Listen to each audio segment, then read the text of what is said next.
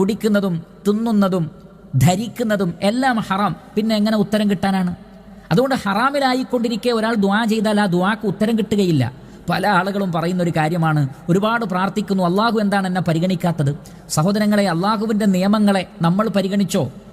അതാണ് സൂറത്തുൽ ബഖറയിൽ അല്ലാഹു സുബ്ഹാനഹു വ തആല പറഞ്ഞത്, വഇദാ സഅലക ഇബാദി അന്നി ഫഇന്നി ഖരീബുൻ ഉജീബു ദഅവത്തദ് ദാഇ ഇദാ ദഅൻ ഫലിയസ്തജീബു ലീ വൽയുഅ്മിനൂ ബി.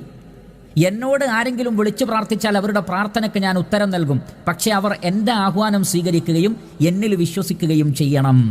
അതാണ് കണ്ടീഷൻ. അവിടെ ഷർത്ത് പറഞ്ഞിട്ടുണ്ട്. എന്താണത്? അള്ളാഹു പറഞ്ഞതുപോലെ ജീവിക്കണം, അള്ളാഹുവിൽ വിശ്വസിക്കുകയും വേണം, തൗഹീദും വേണം, അമലുസ്സാലിഹാത്തുകളും വേണം. ഇല്ല എങ്കിൽ എങ്ങനെയാണ് നിങ്ങളുടെ ദുആ അള്ളാഹു സ്വീകരിക്കുക?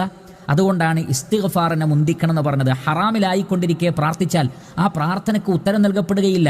പലരും ഉത്തരം കിട്ടുന്നില്ല എന്ന് പറയുന്നു. സ്വന്തം ജീവിതത്തെ ഒന്ന് വിലയിരുത്തി നോക്കുക. ഞാനും നിങ്ങളുമൊക്കെ നമ്മുടെ ജീവിതത്തിൽ ഹറാമുകൾ ഉണ്ടെങ്കിൽ അത് പ്രാർത്ഥനയ്ക്ക് ഉത്തരം കിട്ടാതിരിക്കാനുള്ള ഒരു കാരണമാണത്. അതുകൊണ്ട് ഇസ്തിഗ്ഫാറിനെ മുന്തിപ്പിക്കണം, തൗബയെ മുന്തിപ്പിക്കണം. എന്നിട്ട് നമ്മുടെ ആവശ്യങ്ങൾ റബ്ബിനോട് പറഞ്ഞാലേ ഉത്തരം കിട്ടുകയുള്ളൂ.